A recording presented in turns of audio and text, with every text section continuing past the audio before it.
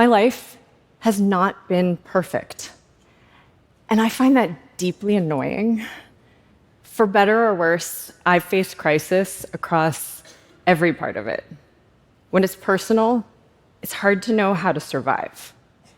When it's professional, suffering at work, not allowed. My boss used to say, that big stall in the bathroom is for crying because I don't want to see it. But what happens when you have to go back to the office after the death of a loved one or in the middle of a divorce?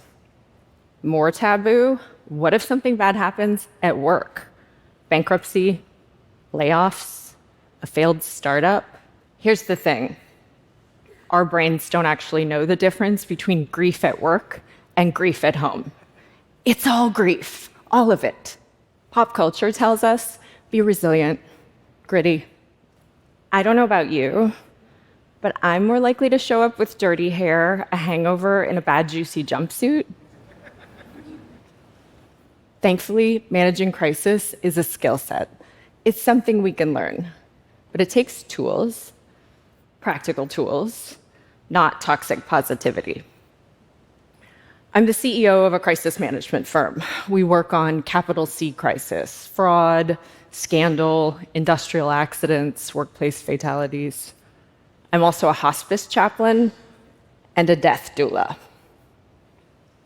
A couple months into my MBA, I was on the phone with my mom when she found my 23-year-old sister dead from an accidental overdose.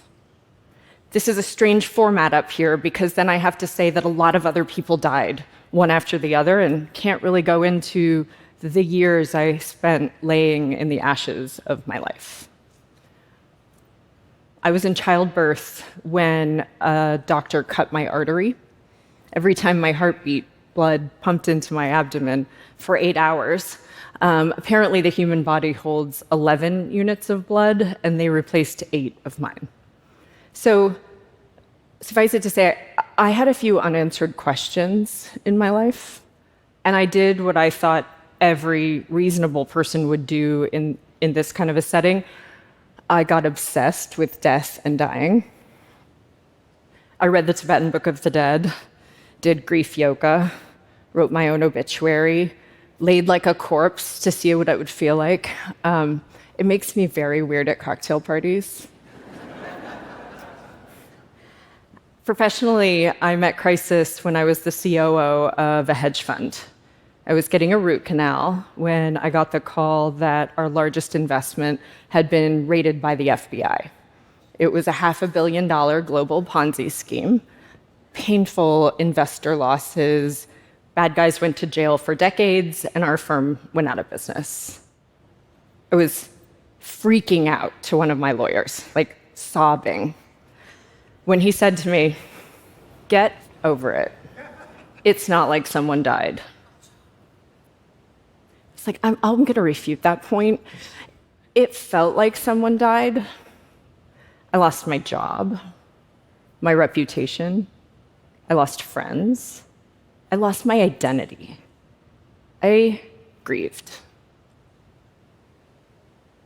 Crisis taught me that we live in two worlds. Our inner world is this loud, crowded place that's totally invisible to others. That's where we grieve. Our outer world is where we problem solve. I call it the land of logistics. That is what goes into chaos. The art of managing crisis is to give each world what it needs. Grief needs support. Chaos needs order. So let's start with our inner world.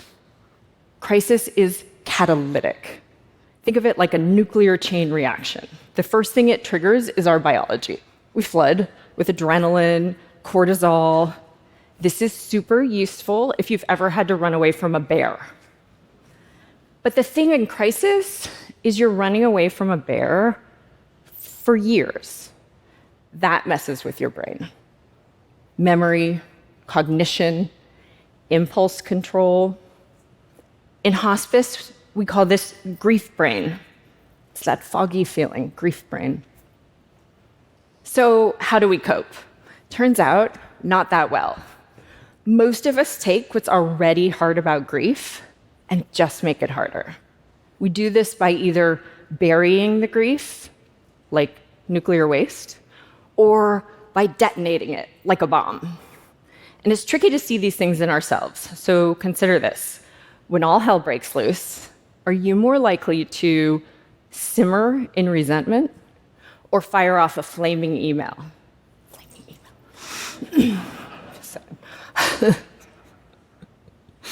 Barriers. Barriers avoid messy emotions. But the grief leaks out like poison. At the times when we most need empathy, barriers, they're pretty mechanical. They're robotic. Barriers. Feelings are not weaknesses, and phrases like stay positive are not that motivating. Detonators. Detonators are volatile, excessive, overspending, overeating, overworking, over everything. At the times when we need stable leadership, they just barf their feelings on everyone. My fellow detonators, I see you. Get a therapist somewhere to put your big emotions, and when all else fails, just learn to say self, self, shh. The best tool for managing our inner world is self-awareness. It's not only about coping, it's strategic. These skills are leadership superpowers, all honed by grief.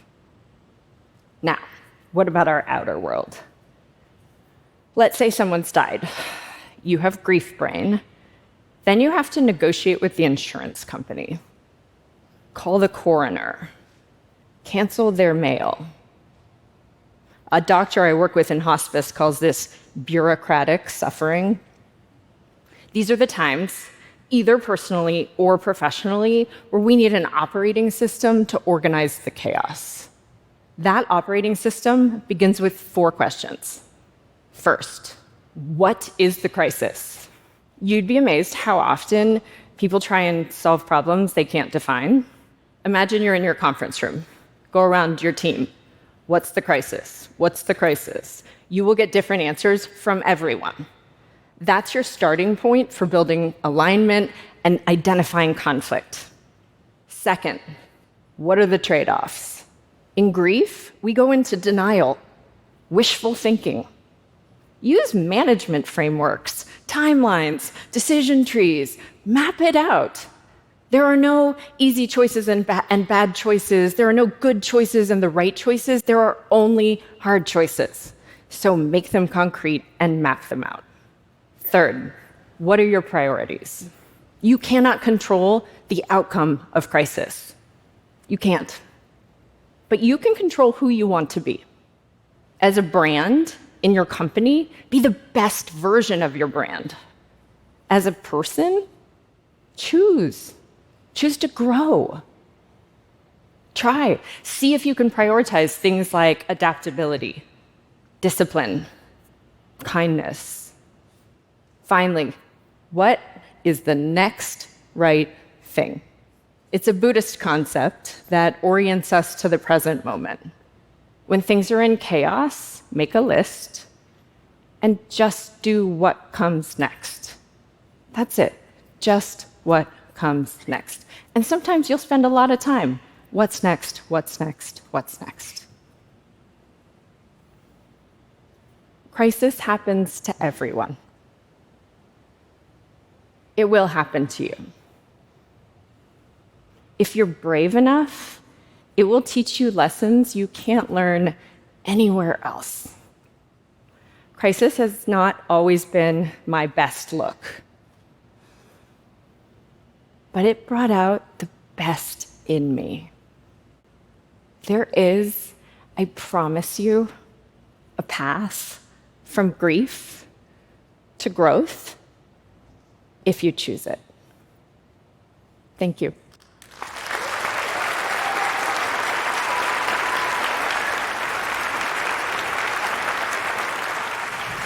Thank you so much for that, Meredith. Before you leave us, you talk about managing crisis as a skill set, which is so smart. In a work setting, when you learn that a colleague is experiencing a crisis in their personal lives, what is the best way to support them through it? I think step one is to remember that work setting, personal setting, doesn't make any difference. We are all humans everywhere we show up.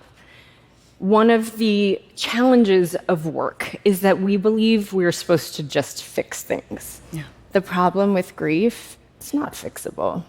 So turn the fixing mind off and turn on the idea of bearing witness and companioning someone. If you feel like, oh, I'm too scared to show up and say something wrong, just say something kind.